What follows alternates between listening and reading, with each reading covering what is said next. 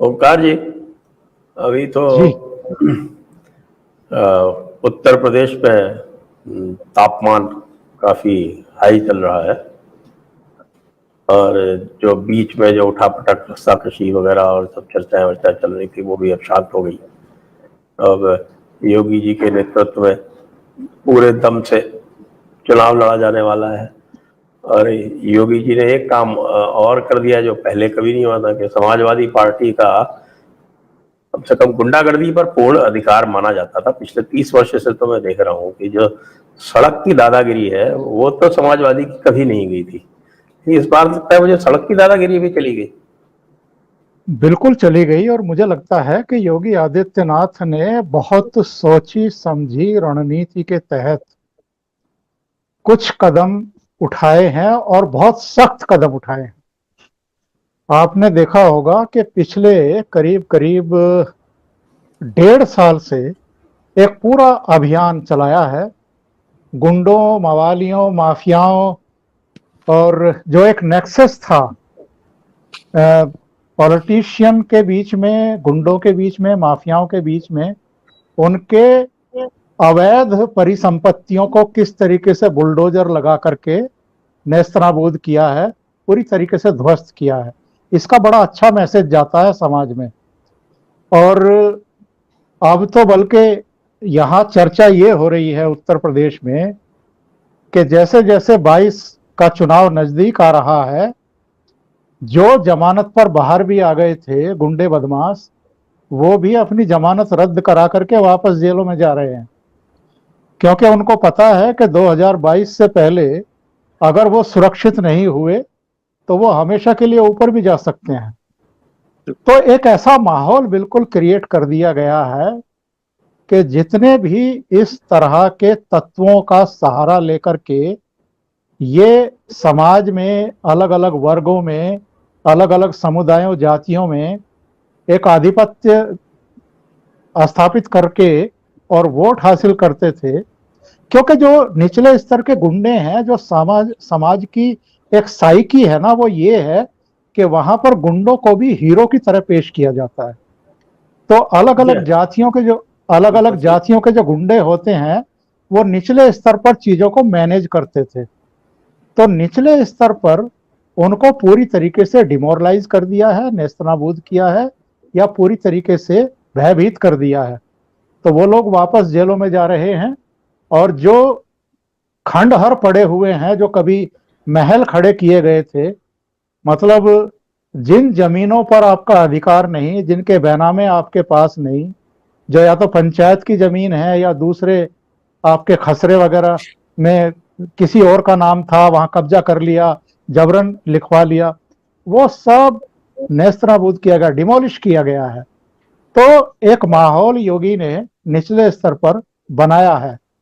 और जो ये अपने 7 साढ़े 7 महीने से यहाँ बैठे हुए हैं, ये भी अभी जो पंचायत के इलेक्शन हुए हैं उनमें आपने इनका भी हश्र देख लिया। जिस तरह की ये धमकियां देते थे कि हम 2022 में ये कर देंगे, हम तो 2024 तक भी बैठे रहेंगे। तो डायरेक्ट इनडायरेक्ट में धमकी यही थी ना कि हम 2022 में भारतीय जनता पार्टी को सबक सिखा देंगे, या 2024 में नरेंद्र मोदी का रास्ता रोक देंगे। यही धमकी थी इनकी। 2022 और 2024 का अगर आप नाम लेकर के धमकाने की कोशिश कर रहे हो, तो जो बिल्कुल निचले स्तर की, जहां से ये आ रहे हैं, गांव, ग्रामीण क्षेत्र, पंचायत, ग्राम पंचायत से लेकर के ब्लॉक समिति और फिर जिला समिति, वहां तो इनके पूरी तरीके से पैर उखड़ गए। तो अगर हम देखें तो उत्तर प्रदेश में मुझे नहीं लगता है कि समाजवादी पार्टी या बहुजन समाज पार्टी, कांग्रेस तो खैर ऑलमोस्ट खत्म है बिल्कुल। मतलब पिछली विधानसभा में कांग्रेस के 27-28 एमएलए आए थे और पिछली में घट करके 7 रह गए थे। जबकि और 7-7 लड़े लोकसभा थे ये। दो लड़कों की बात हो रही थी। और प्रशांत किशोर का ये आइडिया था कि अचानक शीला दीक्षित को भी पता नहीं चला कि वो कब मुख्यमंत्री पद की दावेदार नहीं रही, और उसके बाद ये दोनों लड़के दावेदार बना दिए गए। तो क्या हश्र पिछले चुनाव में भी हुआ था, और इस बार तो और भी हालत इनके लिए बहुत खराब है। कोई समाजवादी पार्टी के साथ खड़ा होने को तैयार नहीं है, कोई बहुजन समाज पार्टी को छूने को तैयार नहीं है, और कांग्रेस को तो अपने साथ को लेने को तैयार नहीं है। मतलब उत्तर प्रदेश में हालत ये हो गई है।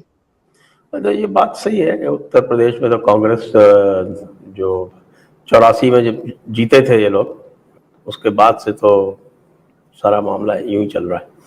हाँ, तो 89 तक एनडी तिवारी मुख्यमंत्री थे, उसके बाद तो कोई मुख्यमंत्री इनका बना ही नहीं। बना ही नहीं, उसके बाद से तो खत्म ही हो गया सारा। तो पाओ उत्तर प्रदेश के परिप्रेक्ष्य में ये जो जिस प्रकार से पूरी व्यवस्था चल रही है, मुझे लगता है कि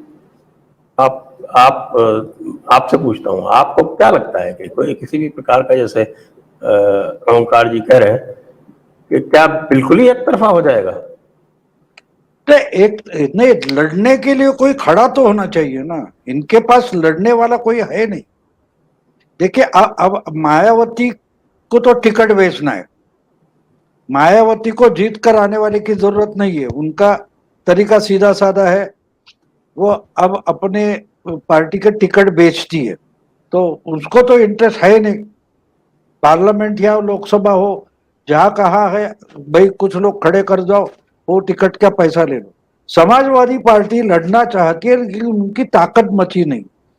पिछले समय आपने जो शिवपाल की बात की, तो उस समय शिवपाल से लड़ना जरूरी नहीं था। एक बात इंपॉर्टेंट होती है कि सामने अगर कोई मोदी जैसा चैलेंज खड़ा हो, तो उस वक्त अखिलेश ने जो सब पार्टी में गड़बड़ कर दी, उससे उनकी पार्टी की हालत जो खस्ता हो गई है, उससे वो उभर नहीं पा रहे। फिर लोकसभा में उन्होंने मायावती के साथ, तो मायावती उनका फायदा उठा गई।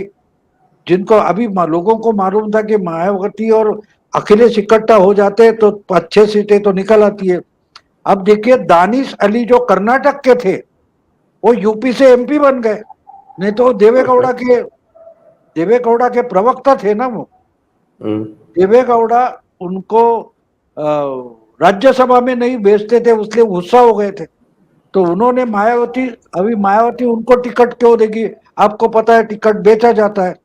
और मौर्य करके कौन थे, वो लास्ट मोमेंट में 2017 में निकल आए वैसे, मुझे पूरा याद, स्वामी प्रसाद मौर्य। तो उन्होंने जाहिर तौर पर बोला था कि मायावती तो टिकट बेचती है। तो दानिश अली, ऐसे लोग मायावती को चाहिए, उनको चुनकर आके कुछ होना है। एक बार हो गई और उन्होंने अपना नाम खराब कर लिया, वो तो फाइट में है नहीं। बचे है अकेले अखिलेश ने तो खुद के पैरों पर कुल्हाड़ी मार ली। उनको पिताजी उनके साथ नहीं थे लोकसभा में। लास्ट लोकसभा में बोल गए, आप ही मोदी जी चुनकर आइए और देश चलाइए, ये हमारे बस की बात नहीं है। और सोनिया गांधी के बाजू में खड़ा होकर तो बोले थे लास्ट सेशन में लोकसभा के। तो ये अगर ये हम सब देखें तो पिछले लोकसभा में लोगों ने फिर भी 63 सीट बीजेपी की आ गई। तो इस बार क्या होने वाला है? 300 शायद क्रॉस नहीं कर पाएंगे, लेकिन 300 के पास तो पहुंच जाएंगे।